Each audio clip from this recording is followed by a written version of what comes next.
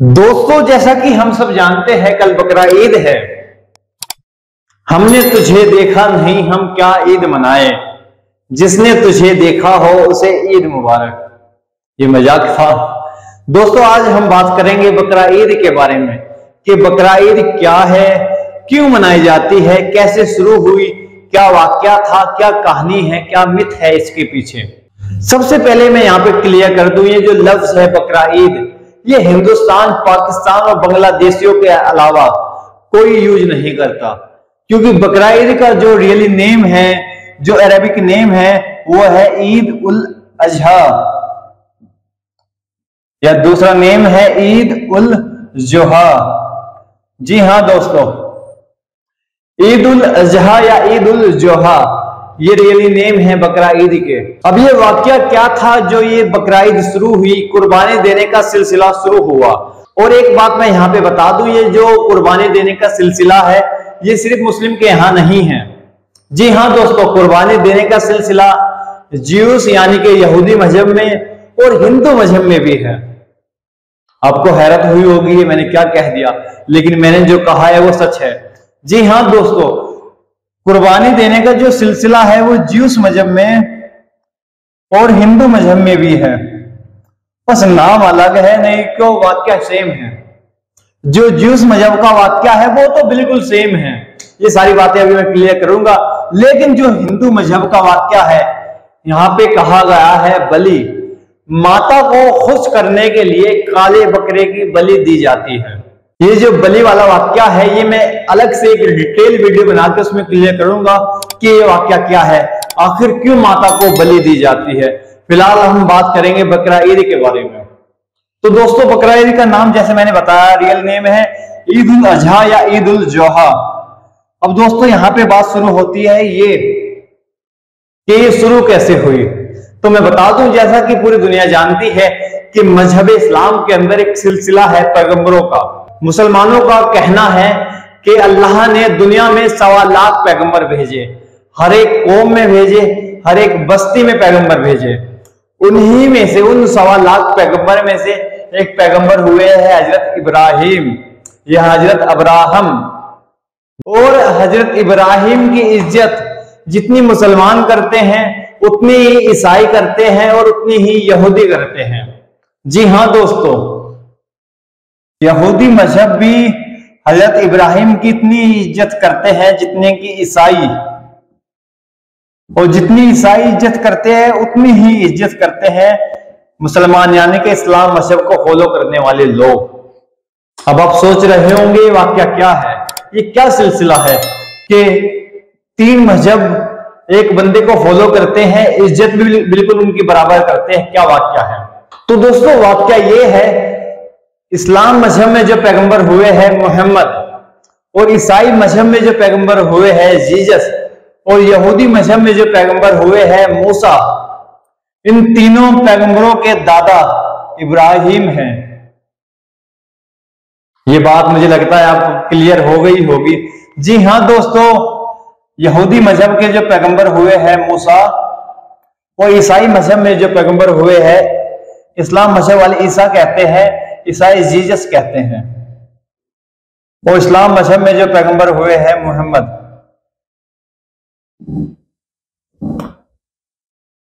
पैगंबर मोहम्मद, पैगंबर ईसा और पैगंबर मूसा के दादा इब्राहिम हैं। ये बात यहां तक आपको क्लियर हो गई होगी। अब बात शुरू करते हैं बकरा ईद की। तो दोस्तों, एक बार का किस्सा है, अल्लाह ने इब्राहिम का इम्तिहान लेना चाहा। इब्राहिम की एज थी उस समय 87, और 87 की उम्र तक भी इब्राहिम को कोई बच्चा नहीं था, यानी कि इब्राहिम का कोई बेटा या बेटी नहीं थी जब हजरत इब्राहिम की उम्र थी 87। यहाँ पे आप कंफ्यूज मत होना, मैंने बताया है इन सबके दादा ये है, लेकिन इनका कोई बेटा नहीं था। पहले पूरी बात सुने तब आपको समझ में आएगी। इब्राहिम की उम्र थी 87, लेकिन इस उम्र तक भी उनके पास कोई बेटा या कोई औलाद नहीं थी, वो बे औलाद थे। फिर उन्होंने अल्लाह से दुआ की कि अल्लाह मुझे भी कोई नेक औलाद अता कर। अल्लाह ने उनकी दुआ कबूल की और उनके यहाँ एक बेटा पैदा हुआ जिनका नाम था इस्माइल। और मजे की और गजब की बात यह है कि इस्माइल भी पैगंबर है। जी हाँ दोस्तों, जैसे मूसा, ईसा और मोहम्मद पैगंबर है, ऐसे ही इस्माइल भी पैगंबर है। यहां मैं बता देता हूं, इस्माइल। और एक बेटा और हुआ इब्राहिम को, उनका नाम था इसाक।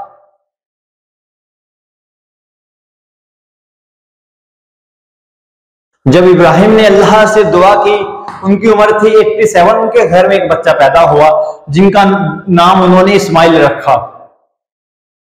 तो इब्राहिम उन्हें देखकर बहुत जरा खुश हुए कि मेरे बुढ़ापे का सहारा आ गया है, अल्लाह ने मुझे एक चांद सा बेटा अता किया है, एक नेक बेटा अता किया है। और जब इस्माइल की उम्र हो गई 12 साल, यानी कि इस्माइल चलने फिरने घूमने लगे, इस हिसाब से हजरत इब्राहिम की उम्र हो गई 99, यानी कि 99 साल। तो उस समय जब इब्राहिम की उम्र 99 साल हुई, उस समय अल्लाह ने एक ख्वाब दिखाया हजरत इब्राहिम को, जिस ख्वाब में था कि अल्लाह ने इब्राहिम से कहा कि मेरे नाम पे अपनी सबसे प्यारी चीज कुर्बान कर। ये बात हजरत इब्राहिम ने सुनी और सुबह उठे तो उन्होंने 100 ऊंट अल्लाह के नाम पे कुर्बान कर दिए। अगली रात यानी कि दूसरी रात दोबारा से वो सेम ख्वाब आया। ख्वाब में अल्लाह ने कहा कि मुझ पे अपने सबसे प्यारी चीज कुर्बान कर। इब्राहिम सुबह उठे तो उन्होंने 100 से ज्यादा ऊंट अल्लाह के नाम पे कुर्बान कर दिए। फिर तीसरी रात दोबारा सेम ख्वाब आया कि मुझ पे अपनी सबसे प्यारी चीज कुर्बान कर। यहां पे इब्राहिम समझ गए कि अल्लाह का इशारा इस्माइल की तरफ है। अब यहाँ पे आप देखना खुदा से मोहब्बत, खुदा पर यकीन। इब्राहिम की उम्र थी 99 साल। इन्होंने ये नहीं कहा कि आखिरी उम्र में आके, इस उम्र में आके तो मुझे एक बेटा अता हुआ है, अब उसकी भी उम्र 12 साल हो गई है। 12 साल का बच्चा आपको पता है जवान सा हो जाता है बिल्कुल। उन्होंने ऐसी कोई बात नहीं कही। उन्होंने सुबह अपनी बीवी से कहा कि इस्माइल को तैयार करो, आज मुझे और इस्माइल को एक दावत में जाना है। उनकी बीवी ने उन्हें तैयार किया। दोनों बाप बेटा घर से निकल गए। घर से निकल के पहुंचे एक मैदान में। वहां पे इब्राहिम ने इस्माइल से कहा कि बेटा, अल्लाह की तरफ से मुझे मैसेज आया है कि अल्लाह ने तुझे वापस बुलाया है, यानी कि अल्लाह ने तेरी कुर्बानी मांगी है। अब आप यहां पे सोचे कि एक बेटे का रिएक्शन कैसा होगा, जिसकी उम्र 12 साल है, खेलने कूदने के उसके दिन है, अभी दुनिया भी नहीं देखी, उसके पिताजी पैगंबर भी है, तो एक बेटे का रिएक्शन कैसा होगा अगर आप लोग सोचें। जी दोस्तों, बिल्कुल ऐसा नहीं होगा जैसा हम या आप सोच रहे हैं। इस्माइल ने अपने पिताजी से कहा, यह तो मेरे लिए खुशकिस्मती है कि अल्लाह ने मेरी कुर्बानी मांगी है। वाह, मैं कितने इज्जत वाला हूं, मैं कितना खुश नसीब हूं। ये देखें ना, जिस बाप को अल्लाह से इतनी मोहब्बत है, उनके बेटे को भी अल्लाह से उतनी ही मोहब्बत है। उन्होंने भी कोई सवाल जवाब अपने पिताजी से, अल्लाह से नहीं किया, या ये वहां से भागे नहीं कि भाई मुझे तो कुर्बान नहीं होना, मैं क्यों कुर्बान हूं, वगैरह वगैरह, कुछ भी नहीं कहा। बल्कि अपने पिताजी से कहा, ये तो मेरी खुशकिस्मती है कि अल्लाह ने मेरी कुर्बानी मांगी है। बाबा, आप इसमें जरा भी देर ना करें, आप मुझे कुर्बान करें, लेकिन एक काम करना, अपनी आंखों पे ना पट्टी बांध लेना, कहीं आप मेरा चेहरा देखकर आपके दिल में एक बाप बेटे वाली मोहब्बत ना पैदा हो जाए और आपके हाथ में जो छुरी है ये रुक ना जाए। वाह, क्या एक बेटा अपने बाप से कह रहा है कुर्बान होने के लिए अल्लाह के नाम पर। ऐसा ही हजरत इब्राहिम ने किया। हजरत इब्राहिम ने बेटे के हाथ पैर बांधे, उन्हें लेटाया और छुरी चलानी शुरू करने वाले थे।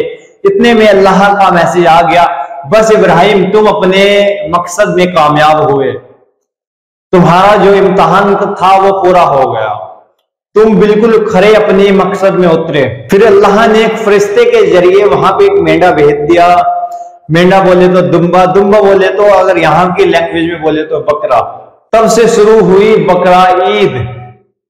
जी हाँ दोस्तों, तब से शुरू हुई बकरा ईद। बकरा ईद मनाई जाती है हजरत इब्राहिम या अब्राहम की सुन्नत के तौर पे, यानी कि इन्होंने ये काम अल्लाह की मोहब्बत में किया था। इसी को याद करने के लिए, इसी को फॉलो करने के लिए बकरा ईद मनाई जाती है। लेकिन औलाद को कुर्बान नहीं किया जाता, कुर्बान किया जाता है बकरे को, भेड़ को, ऊंट को, भैंस को या गाय को। तो ये था वो किस्सा जब से बकरा ईद शुरू हुई, जब से ये बकरा ईद का कॉन्सेप्ट शुरू हुआ। खुदा ने अपने पैगंबर का इम्तिहान लेना चाहा, उनके पैगंबर अपने इम्तिहान में खरे उतरे, यानी कि 100 में से 100 नंबर ले लिए उन्होंने।